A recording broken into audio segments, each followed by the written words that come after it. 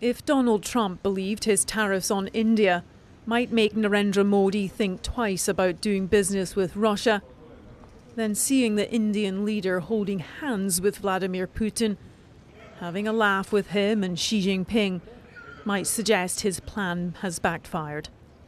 Perhaps the joke they shared was even at the expense of the US president.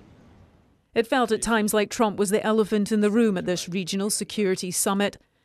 He was not mentioned by name, but seemingly alluded to in references to bullying and a Cold War mentality. Host Chinese President Xi spoke of a turbulent world. We must promote a correct historical perspective on World War II and oppose the Cold War mentality, block confrontation and bullying practices. As China prepares to mark its World War II Victory Day this week, Xi has repeatedly asserted that it was the Chinese army, not just the Americans, who defeated Japan. President Putin was focused on the war he is fighting today, using his opening address to declare the war in Ukraine was started by an uprising sparked by the West. This crisis arose not as a result of Russia's attack on Ukraine, but as a result of the coup d'etat in Ukraine, which was supported and provoked by the West. The Russian leader said an understanding had been reached with Donald Trump that might pave the way to a resolution. But he also doubled down on his NATO security concerns and claims on regions of Ukraine. President Trump had suggested that after Alaska, Vladimir Putin's next step would be a meeting with President Zelensky.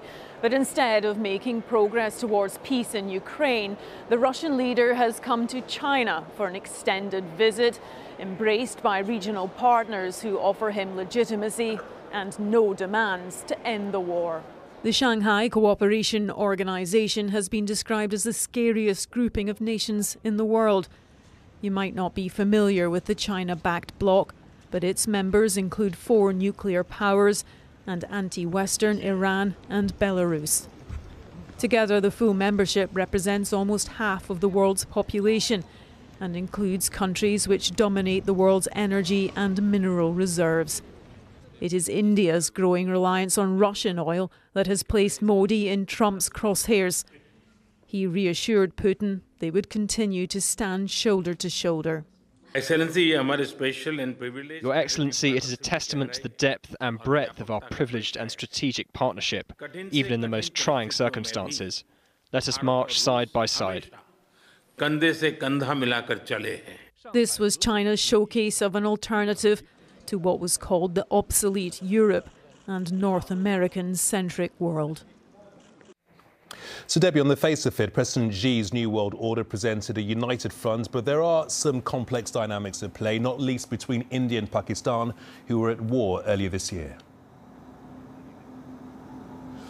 Well, Gamal, the SCO has drawn comparisons to NATO, even labelled anti-NATO. But there are no formal treaties or agreements between member nations. They're not obliged to come to one another's defence or even trade with one another. And despite the friendly optics we saw today between India and China, their deep rivalries mean that they are far from forming a genuine alliance. And you mentioned India and Pakistan. Tensions between them are still raw between that 4-day conflict in May of this year. And although China was able to get them both back round the table in Tianjin, it was also China that provided the fighter jets that helped Pakistan in that recent conflict. And some of those fighter jets are going to be on display at that military parade here on Wednesday. Narendra Modi has left China ahead of that event, perhaps because entering stage right is the North Korean leader, Kim Jong-un. In the next few days, we may well see the first meeting between Kim, Putin and Xi Jinping.